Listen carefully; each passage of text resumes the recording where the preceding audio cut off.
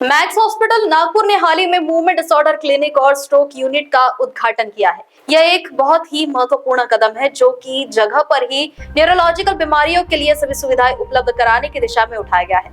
यह खास सुविधा एक क्षेत्रीय उत्कृष्टता केंद्र रीजनल सेंटर ऑफ एक्सीलेंस बनने की दिशा में अग्रसर है, जो जटिल न्यूरोलॉजिकल बीमारियों के लिए संपूर्ण और बहुविशेषज्ञ टीम के माध्यम से इलाज उपलब्ध कराएगी। नागपुर में स्थित इस केंद्र का स्थान रणनीतिक रूप से बेहद महत्वपूर्ण है, जिससे यह सुविधा केवल नागपुर के नागरिकों के लिए नहीं बल्कि पूरे विदर्भ और आसपास के इलाकों के लोगों के लिए भी आसानी से उपलब्ध हो सकेगी। इस क्लिनिक के साथ साथ जो स्ट्रोक यूनिट शुरू की गई है वह मैक्स हॉस्पिटल में 24/7 कार्यरत रहेगी और इसमें acute stroke care, rapid imaging, thrombolysis, percutaneous mechanical thrombectomy और स्ट्रोक के बाद पुनर्वास, रिहेबिलिटेशन जैसी सेवाएं दी जाएगी। भारत में स्ट्रोक अपंगता और मृत्यु के बड़े कारणों में से एक बनता जा रहा है, इसलिए यह यूनिट समय पर इलाज करके मरीजों की जान बचाने और बेहतरीन परिणाम लाने में अहम भूमिका निभाएगी। मूवमेंट डिसऑर्डर्स के कई प्रकार हैं।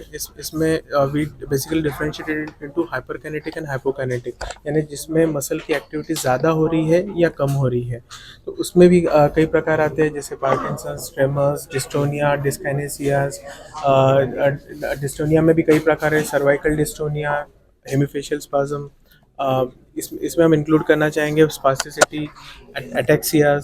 सो ऐसे कई प्रकार के मूवमेंट डिसऑर्डर्स हैं। इनका सही निदान होना ज़रूरी है, क्योंकि इनके सही निदान के हिसाब से हम इनका अलग अलग प्रकार से इलाज कर सकते हैं। Secondly, whether it is curable और not, most of this movement disorders are treatable. That is the best part of movement disorders के एटलीस्ट हम उनको काफ़ी हद तक कंट्रोल में रख सकते हैं, काफ़ी मूवमेंट डिसऑर्डर्स को। लेकिन the word curable will not apply, क्योंकि इट्स अ डिजेनरेटिव डिसऑर्डर और ये समय के साथ बढ़ने वाली बीमारी है।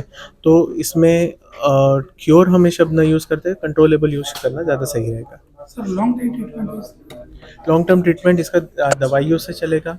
कुछ बीमारियों में हमें बोtulinum टॉक्सिन इंजेक्शन देना पड़ सकता है। इसमें फिजियोथेरेपी, रिहेबिलिटेशन का भी रोल है और चुनिंदा मरीजों में हमें डीप ब्रेन स्टिमुलेशन भी करना पड़ेगा इन पेशेंट्स का।